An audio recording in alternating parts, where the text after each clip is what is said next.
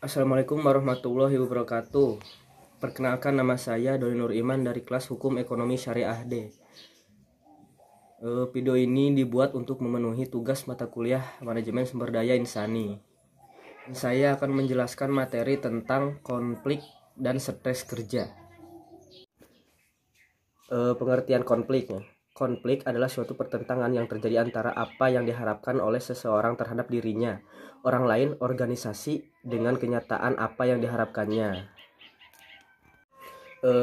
Bentuk konflik kerja dalam perusahaan. Menurut Mangkunegara, terdapat 4 bentuk konflik kerja dalam organisasi. Yang pertama, konflik hierarki. Yang kedua, konflik fungsional. Yang ketiga, konflik staf dengan kepala unit. Yang keempat, konflik formal informal. Konflik hierarki yaitu konflik yang terjadi pada tingkatan hierarki organisasi. Contohnya, konflik antara komisaris dengan direktur utama, pemimpin dengan pegawai, pengurus dengan anggota koperasi, pengurus dengan manajer, dan pengurus dengan pegawai.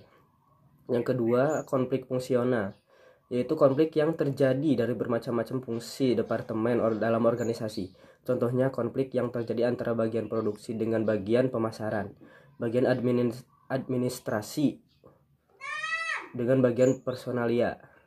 Terus yang ketiga, konflik staf dengan kepala unit, yaitu konflik yang terjadi antara pemimpin unit dengan stafnya, terutama staf yang berhubungan dengan wewenang otoritas kerja.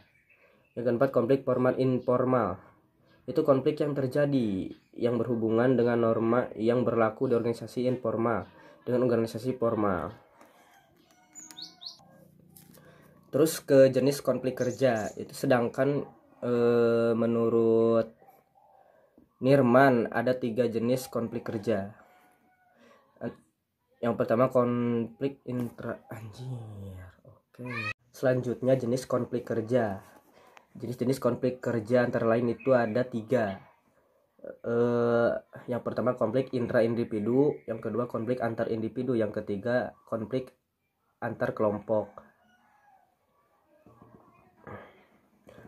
Konflik intra-individu yaitu konflik yang dihadapi atau didalami oleh individu dengan dirinya sendiri karena adanya tekanan, peran, ekspektasi dari luar yang berbeda dengan keinginan atau harapannya.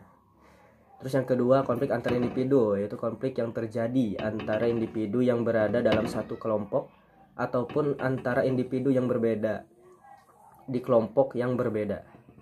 Terus yang ketiga, konflik antar kelompok, yaitu konflik yang bersifat kolektif antara satu kelompok dengan kelompok yang lain.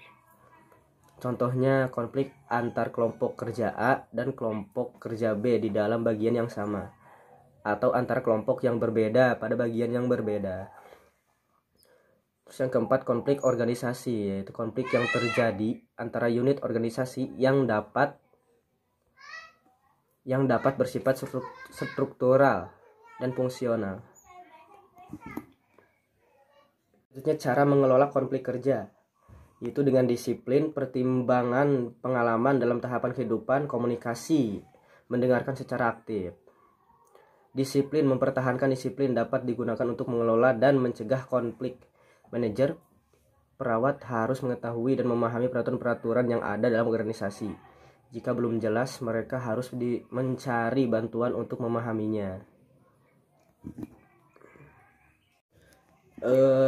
Selanjutnya ke pengertian stres kerja. Stres kerja merupakan suatu transaksi antara sumber-sumber stres kerja dengan kapasitas diri yang berpengaruh terhadap respon, apakah bersikap positif ataukah negatif.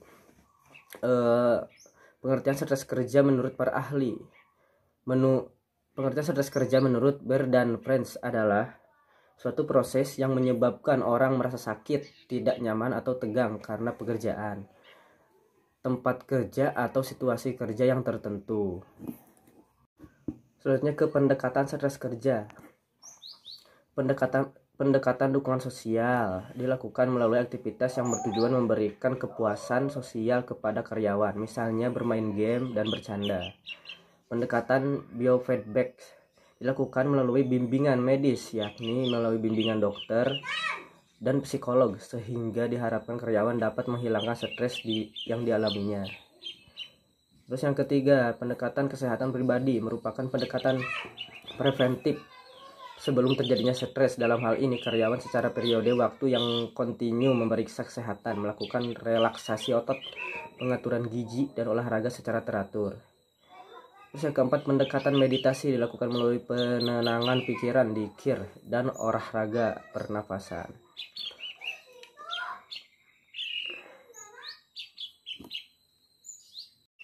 Ya, mungkin itu saja materi tentang stres dan konflik kerja yang bisa saya sampaikan.